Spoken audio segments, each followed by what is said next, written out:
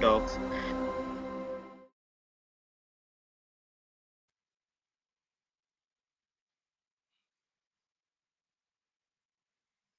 Last week, Dr. Kalra sir has taken us through diabetic albuminuria, and today he will be taking us through diabetes and retinopathy. The prevalence of diabetic retinopathy is increasing at an alarming rate in India. Up to 98% of diabetic retinopathy related visual impairment can be avoided by early screening and prompt management. Management of diabetic retinopathy involves active collaboration between primary care physician and an ophthalmologist. So before I hand over this platform to Dr. Kalra sir to take us through today's module, let me have the opportunity of announcing the winners of last episode. And the winners are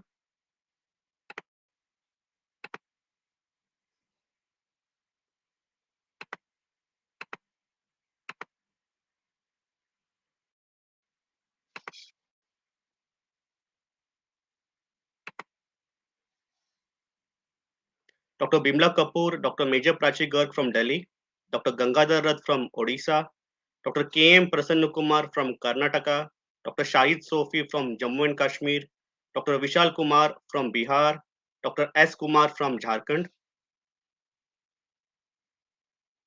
From Maharashtra, we have Dr. Harsha, Dr. Hutokshi Dharuliwala, Dr. Vandana Pathade, Dr. Poonam Shahani, Dr. Seema Shah, Dr. Sanjeev Desai, Dr. Kulbhushan Tandon, Dr. Anil Upadhyay, Dr. Devrat Rai, Dr. Pallavi Rai, and Dr. Arun Kumar Garg from Uttar Pradesh, Dr. Shantanu Kumar Bhattacharya and from West Bengal, and Dr. Seema Saxena from Uttarakhand. So congratulations to all these winners. And with this, let me hand over the platform to Dr. Kalra sir. Over to you, sir. Thank you, Rahul, and warm greetings to everybody who's gathered with us today. The festive season is approaching, and with the festive season, we actually encounter an increase in hyperglycemia in our clinics. Not only do we encounter a greater number of complications, we also encounter a lot of acute changes, sudden hyper and sudden hypoglycemia. This glycemic variability also leads to long-term complications. And in these weeks, we are discussing microvascular complications. The last 2 weeks, we have talked about the kidney, about nephropathy and microalbuminuria. Today, let's move to the retina. We'll talk about retinopathy. Now, the eye is considered a mirror into a body's health, into an individual's health. And this is really true. It is especially true with regards to diabetes, both type 1 and type 2 diabetes. If the eye is healthy in a person with diabetes, you can rest assured that the person is in good control. However, if the person gets poor control or erratic control, whether the patient has type 1 or type 2 diabetes, then complications do come in. The one that we speak about most often is retinopathy, which is a highly specific microvascular complication. Retinopathy is duration dependent, which means that the longer somebody lives with diabetes, the more the chances of developing retinopathy. Suppose you are just starting practice and you are working in a virgin area where there has been no diabetes care before. What kind of complications will you encounter? It will be mostly acute complications. Diabetic foot, infections, inflammations, invasive tumors. This is what you will encounter. A lot of diabetic ketoacidosis, a lot of severely symptomatic hyperglycemia. But as you continue working in your locality, in your community, you offer better and better care to your community. Your community understands that you are doing a good job and they trust you. They come to you for care. You will find that they come to you earlier and earlier. You are able to manage their diabetes. You are able to prevent the preventable complications. These people live for a longer duration. And as your practice increases in time, you will find that chronic complications increase amongst your patients. So if you have been in practice for many years, for many decades, you will find that you will be handling a lot of microvascular complications. These are what cause the morbidity in our clinics. There will be a lot of painful neuropathy. We'll talk about that in coming weeks. And there will be a lot of retinopathy. As your practice grows, you will also find more and more people coming to you with pregnancy and hyperglycemia. So, depending upon the stage of practice, the stage of life that a particular physician is in, he may see more of acute complications or maybe both. And if she is well established in practice, then the physician will see more of hyperglycemia in pregnancy and more of retinopathy. Retinopathy actually has become so frequent now that it is the most frequent cause of new cases of blindness amongst adults. Earlier, it used to be cataract. Before that, it used to be trachoma, but now it is diabetic retinopathy. Of course, apart from diabetic retinopathy, there are other disorders of the eye that can occur in people with diabetes. These include dry eye infections like keratitis, and also there is a much greater risk of cataract and glaucoma, both. So, a comprehensive eye examination is advised for everybody with diabetes at regular intervals, ideally at annual intervals. Not only that, we should also be mindful that as glucose levels change, the refractive error of an eye or the refractive ability of an eye changes. So, if there is hyperglycemia, the patient may say that I am able to see properly. But as soon as you bring the glucose down, the amount of glucose or the amount of water or fluid that is present in the aqueous humor, in the vitreous humor, and in the lens, that changes. And that might lead to disturbance in visual acuity. So, if glucose levels are changing suddenly, it would not be a good idea to go and buy an expensive pair of spectacles. Of course, you must go for an eye checkup. The visual acuity will be checked. But if the physician feels that he or she will be able to stabilize glucose in a couple of weeks, then there is no harm in postponing buying that new pair of spectacles for a couple of weeks.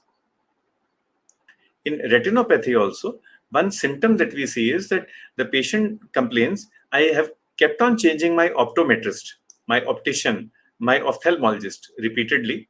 They are trying to help me, but none of the spectacles, none of the visual aids seem to work. Why is that? Because the patient may be having macular edema. Now, macular edema occurs when there is vascular leakage in the macula. That is where we see from. But that is the last phase of diabetic retinopathy. Some people can move suddenly to diabetic macular edema right from non-proliferative stage. But others will go stepwise. From non-proliferative, we go to pre-proliferative. A lot of bleeding occurs in the retina, but the macula is spared. When this bleeding occurs, the blood clots, they become soft exudates and then they become hard exudates if cholesterol is there. And when so much of bleeding occurs, there will be angiogenesis, neoangiogenesis, new blood vessels form, scar tissue is created, and that is the stage of proliferative retinopathy. This is where loss of vision occurs. There are so many pathogenetic events now in diabetic retinopathy, but we must basically understand that in all of these, the prerequisite is bleeding from the vessels. So these are micro vessels, which are very delicate, very soft.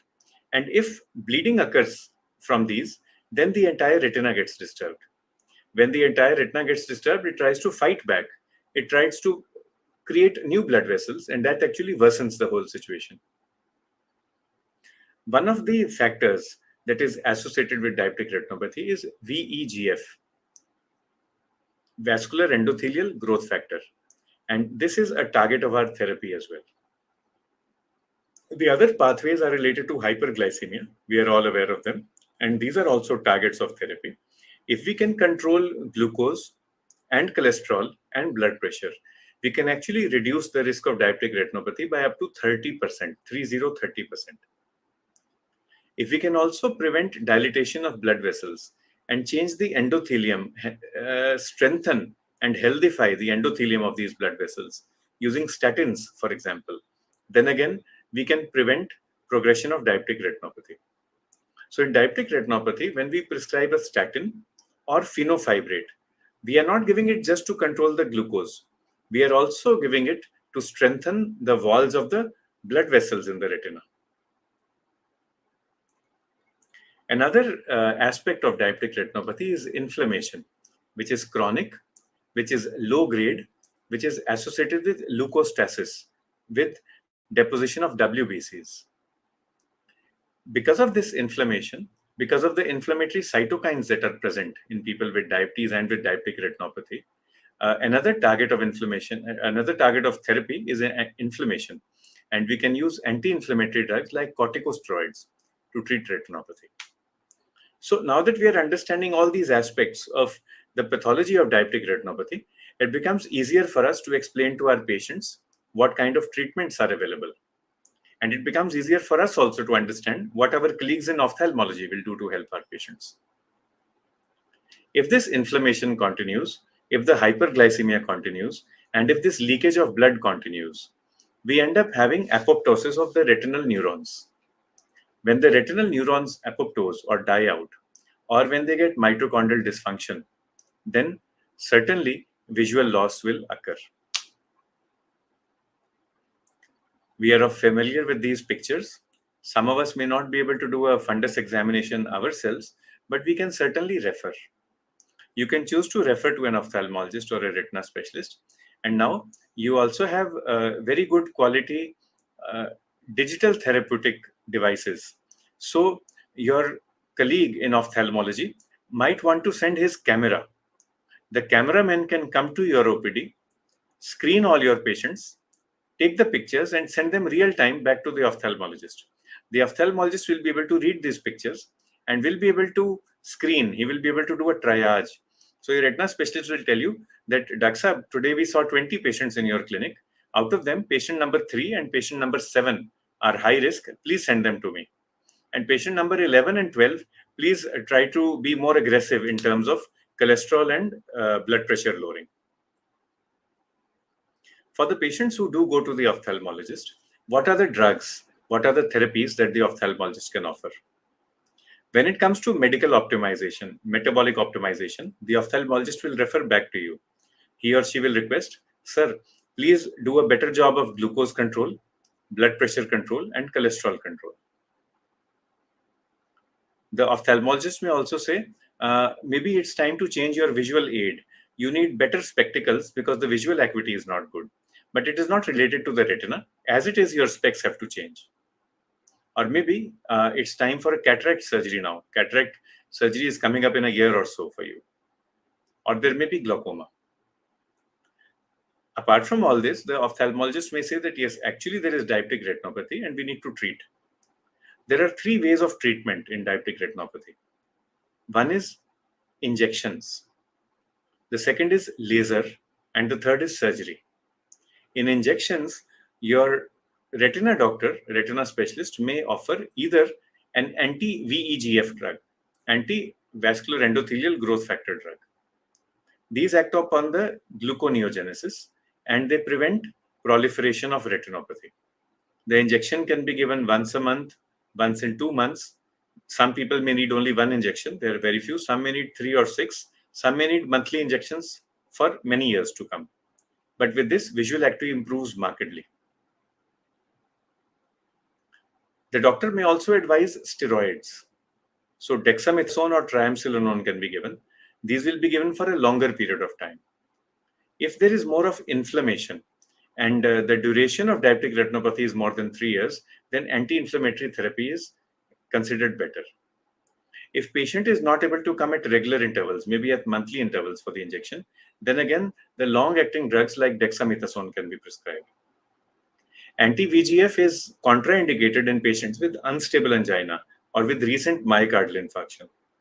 Here again, it is possible that intravitreal steroids or intraretinal steroids may be given.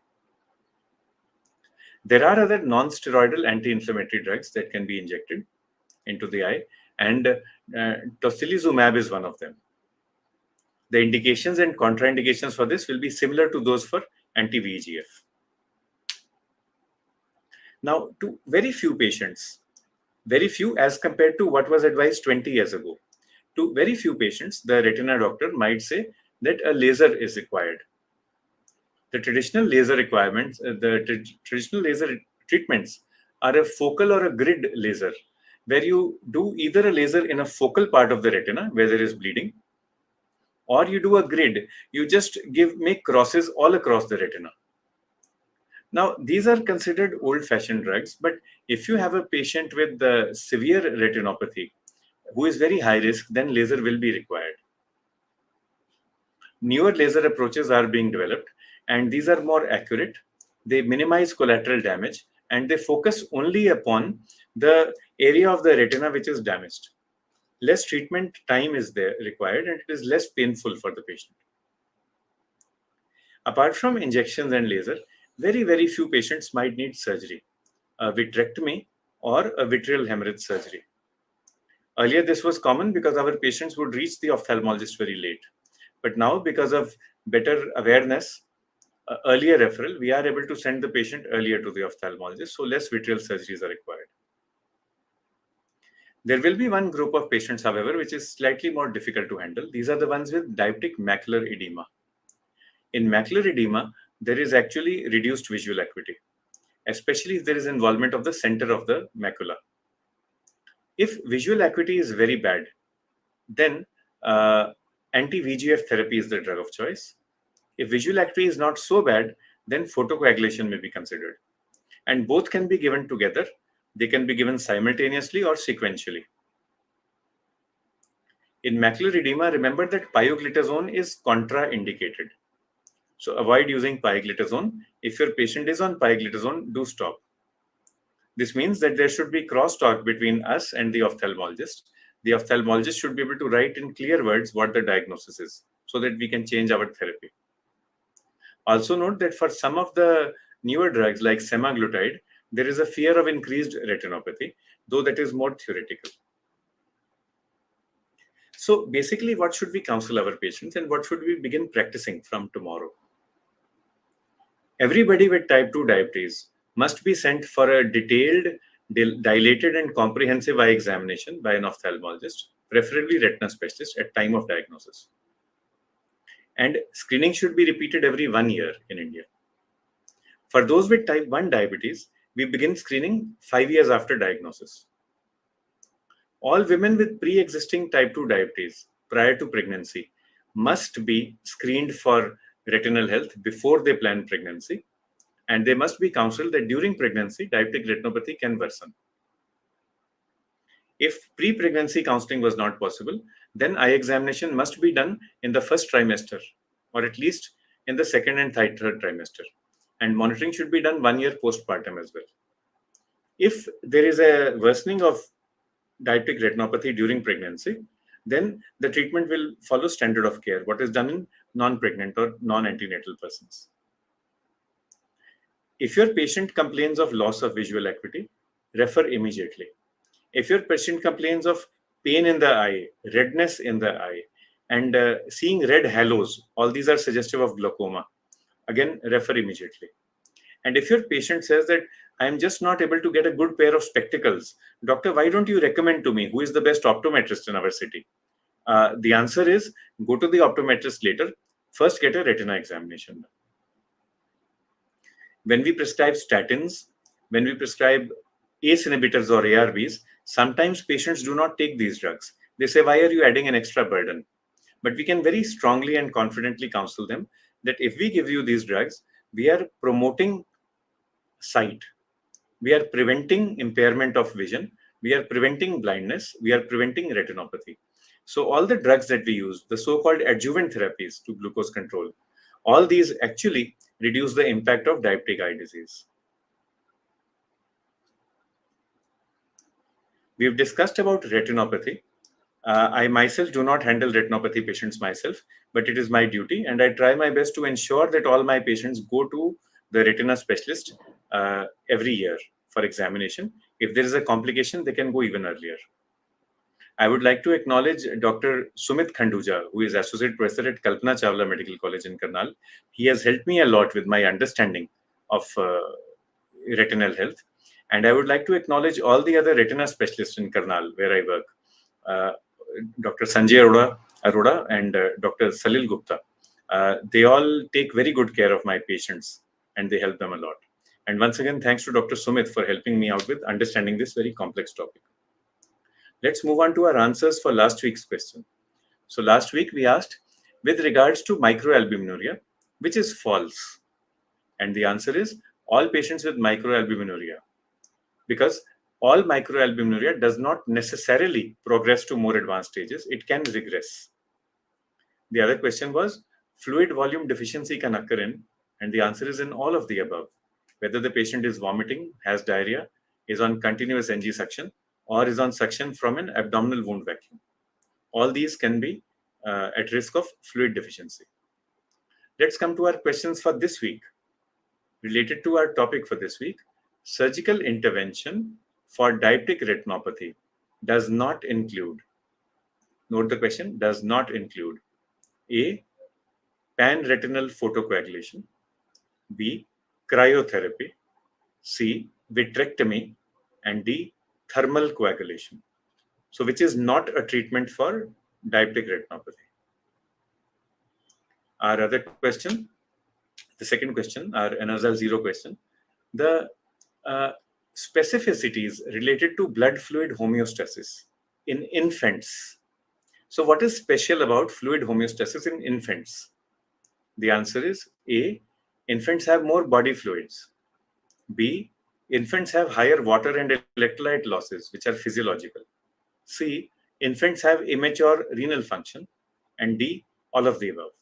So, what do you think is correct? What is special in infants? Do they have more body fluid, more physiological loss, immature kidney function, or is it all of the above?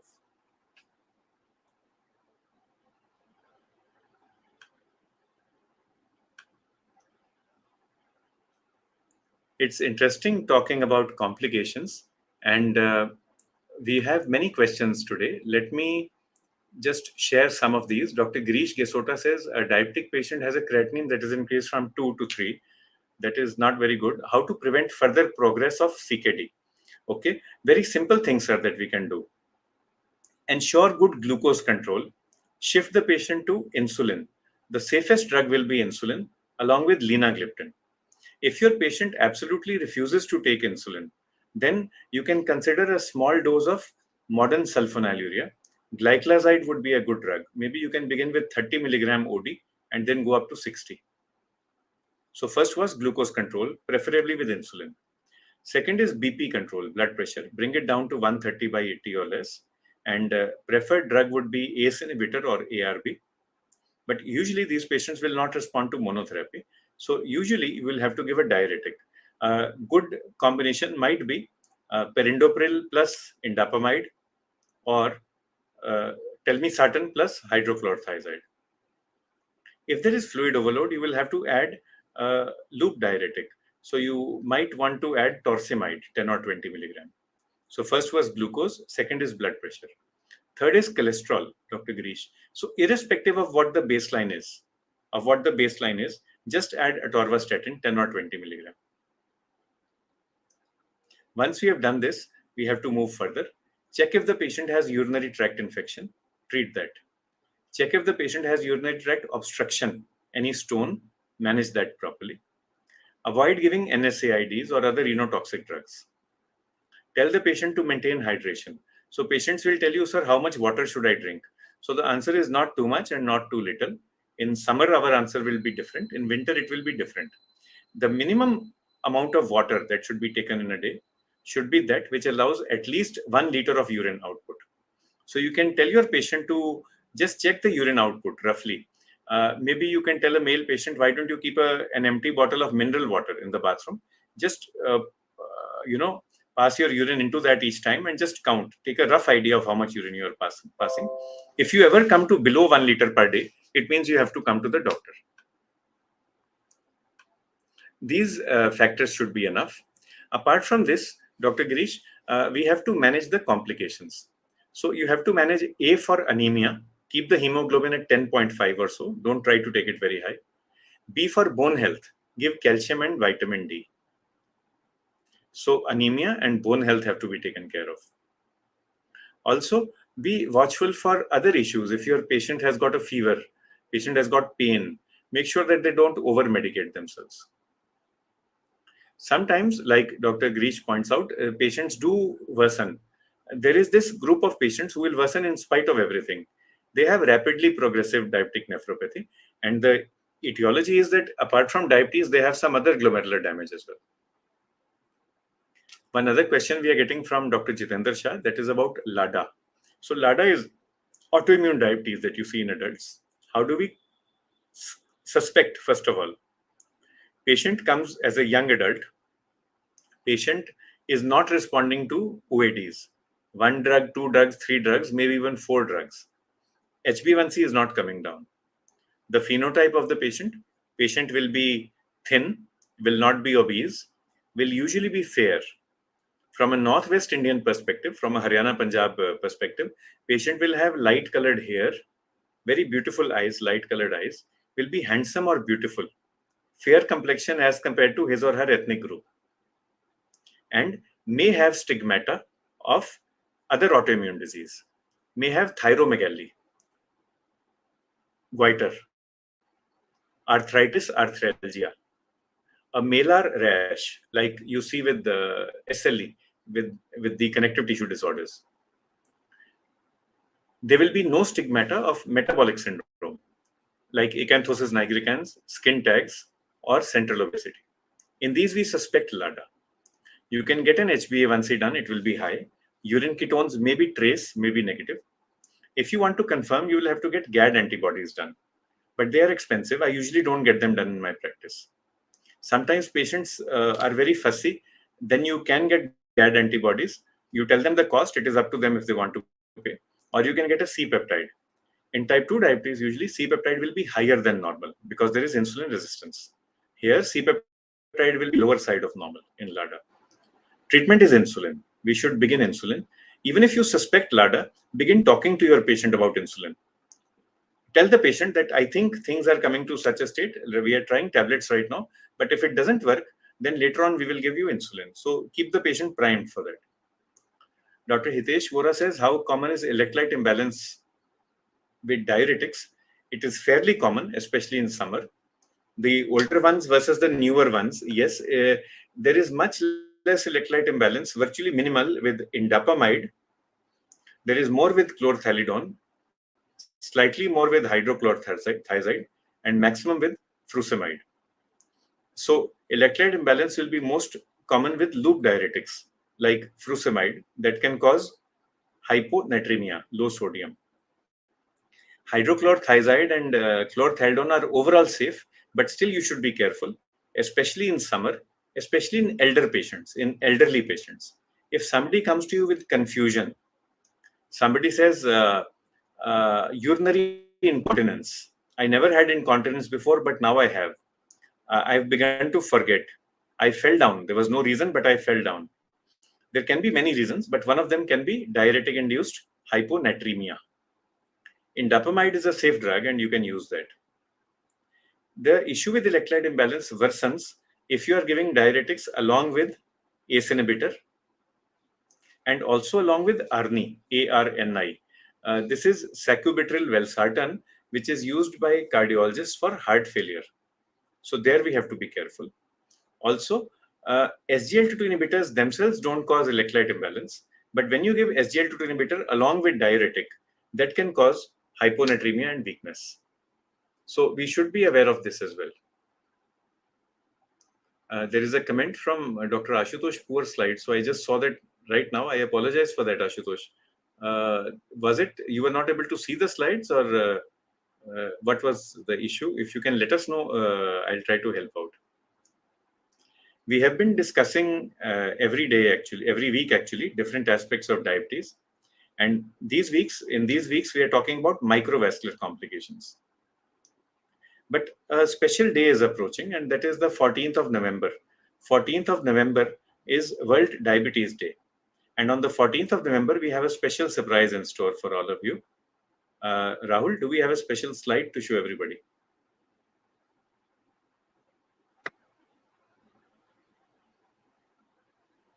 So I'll screen.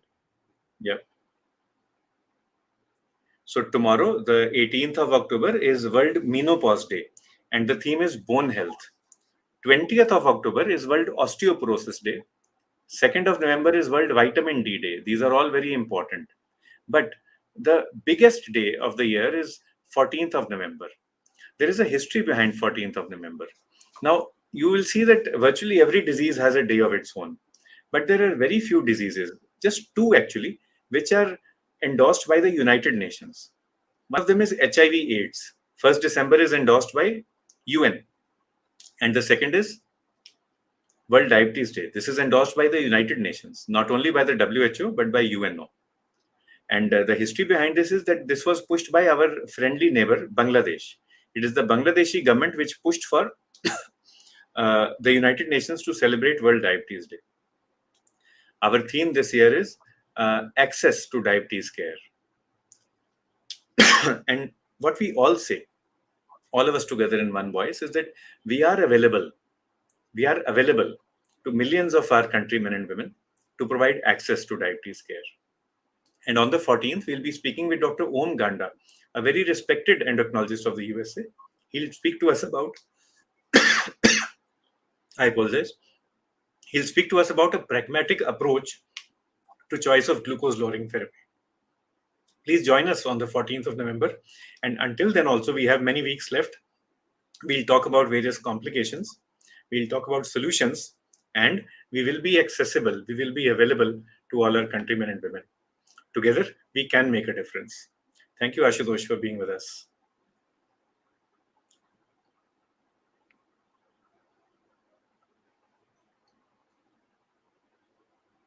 It is very heartening to see everybody logged in on a Sunday evening. I know that we steal quality time from our family, from our friends, but I think it is worth the effort, because when we all work together, we can make a difference and we can make our country not the diabetes capital, but the diabetes care capital of the world. I'm also grateful to our team from FDC, which does this in a very selfless manner. Uh, when I joined Diabetes Essentials, I was so surprised to see that FDC team is doing this for us, even though they don't have a single drug in the diabetes arena, and still they are giving this selfless service to us. So thank you, Rahul, and thank you, Mr. Basu. Thank you to the entire team, and over to you. Thank you, sir. And with the wonderful announcement which you have made that Dr. Om Ganda will be part of our this great journey, where you will be interviewing him and he will be sharing his wisdom on World Diabetes Day. We look forward to attend at least more than 10,000 doctors in India to see the wisdom and on the show on the 14th. But when I was going through your session, sir, I was just thinking the way artificial intelligence and technology has changed our life. I just wanted to share one incident which I was recently going through when I was doing my clock study. Uh, there is a software as a service which is coming up in USA through Google. Google has created a software called Transform, and that will take the pictures and scan with the data house, which they have got more than 5 lakh different stages of retinopathy. And with artificial intelligence, they will be able to give the exact uh, progression of diabetic nephropathy and which patients to be referred on simple click. Maybe because the software industry is progressing so fast, artificial intelligence is the new thing in India, and Google has made this product. So I'm sure within 2 years, all our doctors in India will also have this facility to segregate those patients with just a click. Artificially, we can say that this is the patient we need to treat and these are the patient which can still be managed at home.